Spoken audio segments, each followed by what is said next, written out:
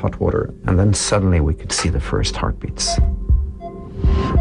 And that was, of course, a very, very strong moment, extremely strong moment. Her heart started beating 6 hours after she actually had the accident. We didn't actually expect the heart to start. So it was a big surprise. I can still feel my hair rising in my neck when I tell you this.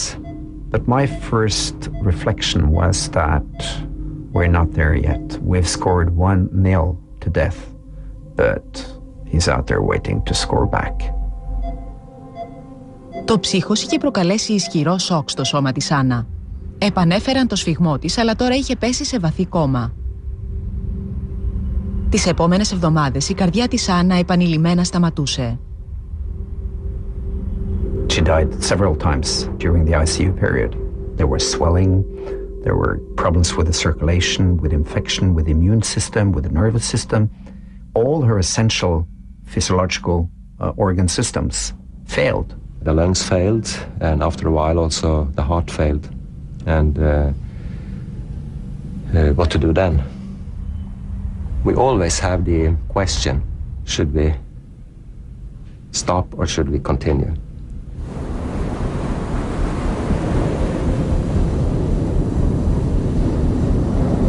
My profession is resuscitation. We're like some people walking on the shoreline, where the tidal waves from death comes up and take some people all the time. And we try to grab them back and get them back to life, the shores of life. And in that work, we are constantly confronted with the question, are they dead? Are they alive? Τις 4 εβδομάδες που έμεινε στην εντατική, η Άννα ταλαντευόταν μεταξύ ζωής και θανάτου. Οι γιατροί ανησυχούσαν για την κατάσταση του εγκεφάλου της, αν ποτέ ξυπνούσε από το κόμμα. Sometimes I think that this person is beyond salvation, beyond reach, because I cannot comprehend that even if we got the heart beating, that the brain would be beating. We can revive the hearts, no problem. We know nothing about the condition of our brain. And if we continue in that situation, I think we make a fundamental error, because we just resuscitate organs and not humans. Η υποθερμία είχε προσφέρει στην Άννα Μπάγκενχολμ την ευκαιρία να ζήσει ξανά.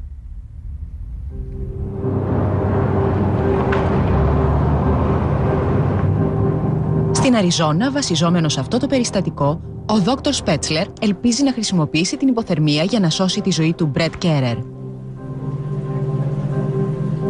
The patients that we use this procedure on are at the edge of existence.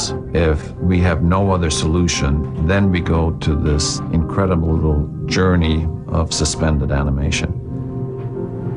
Ο Δόκτωρ Σπέτσλερ σκοπεύει να αναβιώσει ό,τι συνέβη στην Άννα Μπάγκενχολμ χρόνια πριν, με μια χειρουργική διαδικασία γνωστή ως υποθερμική καρδιακή αναστολή. Με αυτόν τον τρόπο θα μπορέσει να αφαιρέσει το ανέβρισμα από τον εγκέφαλο του Μπρετ. Σήμερα, ο Δόκτωρ Σπέτσλερ συναντά για πρώτη φορά τον Μπρετ και την οικογένειά του. Hi, how are you? I'm Dr. Spetzer. Nice to see you. Nice to meet you. Hi, how are you?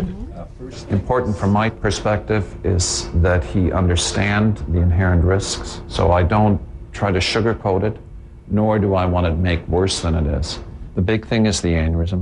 It's just about in the worst location it can be. It's at the base of the brain, and that's why we resort to this hypothermic cardiac arrest. Risks of surgery include death, coma, paralysis, infection, but when you think of the alternatives, it's really a very acceptable risk. But I can also tell you that if it was a family member or if it was myself, that's exactly what I would have done. What the cardiac standstill does is it allows us to collapse that aneurysm. When we collapse that aneurysm, it suddenly gives us more room, because that's what needs to be done in order to clip it. Risk here is in the neighborhood of 25%. What questions can I answer for you? I mean, how complicated is it to fix that up so my movement will be okay? My number one priority is keeping you intact. My second priority is to get rid of the aneurysm. The last thing I'd want to do is give you a false impression. This is a series of surgery as it goes. The way to look at this is a bump in the road. You got to get over it. You got to help him with that. Thank you. Nice to see you. I'll see you tomorrow.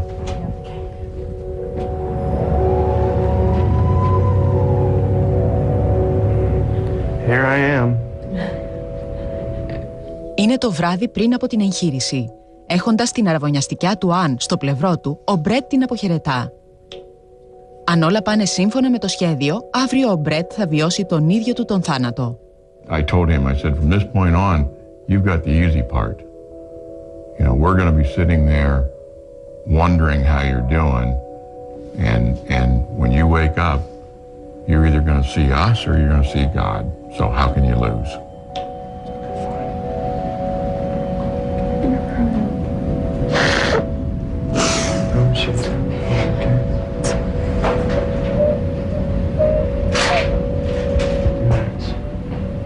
He made me promise that I would pull the plug if he was a vegetable.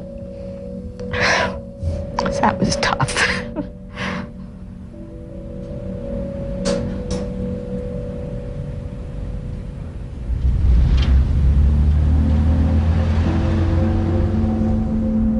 Στην Νορβηγία, η γυναίκα που το ατύχημά της έκανε την επέμβαση του Μπρετ εφικτή, ξύπνησε μετά από 3 εβδομάδες σε κόμμα.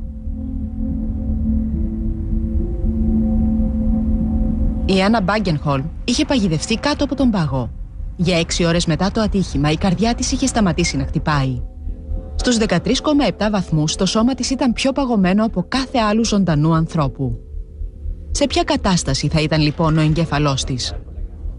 My extreme nervousness was, of course, that we should have resuscitated a person whose brain was not functioning. So when her family asked her about the phone number at her home, and she remembered these numbers, we thought, yes, her brain is functioning and she could speak. Τα σοβαρά τραύματα όμως είχαν τεράστια επίπτωση στο σώμα της. Οι γιατροί ανακάλυψαν ότι η Άννα ήταν παράλυτη από τον λαιμό και κάτω. And I thought, you know, what have we done? Paralyzed in all 4 extremities. This young, very active woman. It was a desperate moment.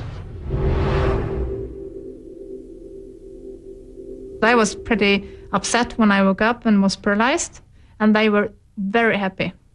So we were in kind of different places on the world, like didn't fit.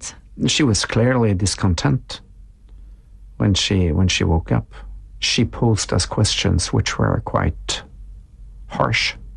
I told him what I thought. First time I was off the respirator. That I was very angry with him. That I would rather die than go back to a hospital being paralyzed. It is not enough to survive only. You have to survive with some sort of a meaningful life. Η Άννα όχι μόνο επέζησε χωρίς εγκεφαλική βλάβη, αλλά μετά από μήνες επίπονης αποκατάστασης έμαθε και πάλι να περπατά. Η παράλυση ήταν απλώς μια προσωρινή αντίδραση στον τραυματισμό της. She only has this little dysfunction in her fingers, I guess. Otherwise she's skiing and walking and doing anything she likes. So in that sense, I think it was a remarkable recovery. Her stubbornness, her energy, her extreme devotion to life, I think was the most important energy. If she had given up, she would not have survived. 7 χρόνια μετά το ατύχημα, η Άννα είναι ακτινολόγος και δουλεύει στο πλάι των γιατρών που της έσωσαν τη ζωή. The story of Anna, it's sort of a legend. It's touching our longing for endless life, our longing to conquer death.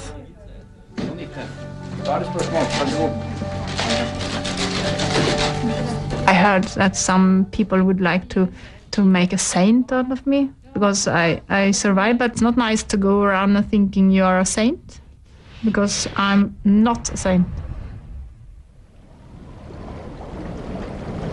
It seems like I was dead. If there would have been you know, the experience by the light in the tunnel and something. That would have been the moment when I should have experienced that. But it's difficult because I don't remember that. I don't believe in a God. And I don't think a God decided that I should be here. Αυτό που βοήθησε την Άννα να επιβιώσει ήταν η θέση που είχε το σώμα της όταν παγιδεύτηκε κάτω από τον πάγο. Το κεφάλι της ήταν μισοβυθισμένο στο νερό, αλλά μπορούσε να αναπνέει. Το κεφάλι της πάγωσε πιο γρήγορα από το υπόλοιπο σώμα της, μειώνοντας τις ανάγκες του εγκεφάλου σε οξυγόνο. Όταν λοιπόν σταμάτησε να χτυπάει η καρδιά της, ο εγκέφαλός της ήδη υπολειτουργούσε. Η Άννα το αποκαλεί τον πρώτο της θάνατο. I'm not afraid of death, but I'm afraid of having a bad death. I mean, and that's bad because I had one that was really good this time. I hope I'm not gonna survive a second one. I hope that's gonna be the last one I have.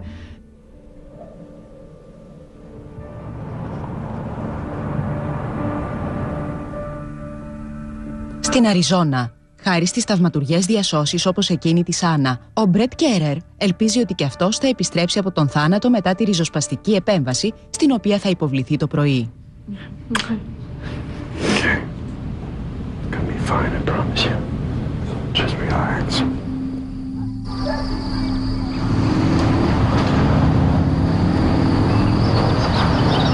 Στην Αριζόνα, μια ομάδα χειρουργών ετοιμάζεται να εγχειρήσει τον Μπρετ Κέρερ. Σκοπεύουν πριν τον σκοτώσει το τεράστιο ανέβρισμα στον εγκέφαλό του να τον σκοτώσουν αυτοί. Όμως μετά σχεδιάζουν να τον επαναφέρουν ανέπαφο στη ζωή. Before an operation, I sort of prepare myself by thinking through all the potential disasters that can occur. When I was younger, sometimes I'd dream and I'd be in a pool of blood and trying to get my way out of it. I walk on eggshells every day, day in and day out.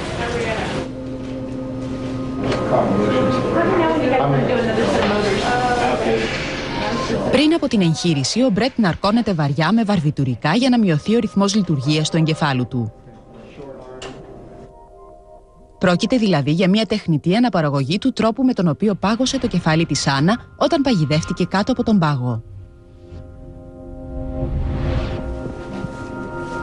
Στη συνέχεια, το αίμα του Μπρετ περνώντας έξω από το σώμα του, διοχετεύεται σε ένα δοχείο με θρηματισμένο πάγο. Όταν το αίμα επιστρέφει πίσω παγωμένο, μειώνει σταδιακά τη θερμοκρασία του Μπρετ. There is a counterintuitive process in taking somebody and making them cold to the point where if they were out in the mountains, they'd be dead. But it really comes back to the incredibly protective effect of cooling. Kathy, you want to give us a little bit? The idea in a nutshell is to cool the patient down so that you're basically decreasing the metabolic rate in the body. Now that does offer protection in of itself. We need to shut down that metabolic engine. It runs at very, very high rates. As we cool, we need less and less nutrition, we need less and less blood flow until finally to the point where you can get along without any blood flow for up to an hour. Who's going to relieve you? It's still kicking along at a pretty high rate. This will start to slow down as it cools. And then usually somewhere around 27 degrees centigrade, the heart will stop on its own altogether. We're getting pretty close to no cardiac activity at all. I've often been asked whether a patient is dead when they're in this state of suspended animation. If you looked at the normal definition of death, flat brain waves, no pulse, no respiration, no blood pressure, then certainly the patient would fulfill all the criteria of death. The caveat naturally is that the patient is very cold and that this state is reversible. So that He's flatlined.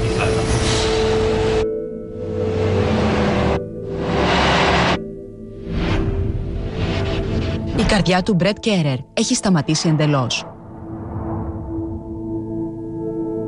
Κανένα από τα μηχανήματα παρακολούθησης δεν καταγράφει σημάδια ζωής. Η ομάδα του Σπέτσλερ εξακολουθεί να ψύχει το σώμα του Μπρετ ώσπου να φτάσει τους 15 βαθμούς Κελσίου. Στη συνέχεια απενεργοποιούν την αντλία που διοχέτευε το παγωμένο αίμα στο σώμα του. Αν η θερμοκρασία του ήταν φυσιολογική, θα είχαν μόλις 5 λεπτά προτού ο Μπρέτ υποστεί μία αναστρέψιμη εγκεφαλική βλάβη. Προκαλώντας υποθερμία, οι γιατροί πιστεύουν ότι μπορούν να αυξήσουν τα όρια πολύ περισσότερο. We're looking at about 60 minutes of time here. We do have in the back of our mind always how long things are taking. Παρότι είναι κλινικά νεκρός, οι χειρουργοί πιστεύουν ότι ο Μπρέτ μπορεί να ανακτήσει τις αισθήσεις του. The first time you ever see it, you're thinking science fiction. I mean, it just seems like no one should be able to undertake this and survive. It's not like you're playing God and you're taking away their soul or something. But that's the part that's kind of fascinating, is at what point can the consciousness not be brought back? Πού βρίσκεται όμως ο Μπρέτ όλο αυτό το διάστημα? Μια παλιότερη ασθενής του δόκτωρα Σπέτσλερ ισχυρίζεται ότι έχει αναμνήσεις από τον δικό της κλινικό θάνατο. We've had one particular patient who's had an out-of-body experience during the time that she was in this, quote, suspended animation or cardiac standstill. Η καρδιά της Pam Reynolds σταμάτησε για περισσότερα από 30 λεπτά.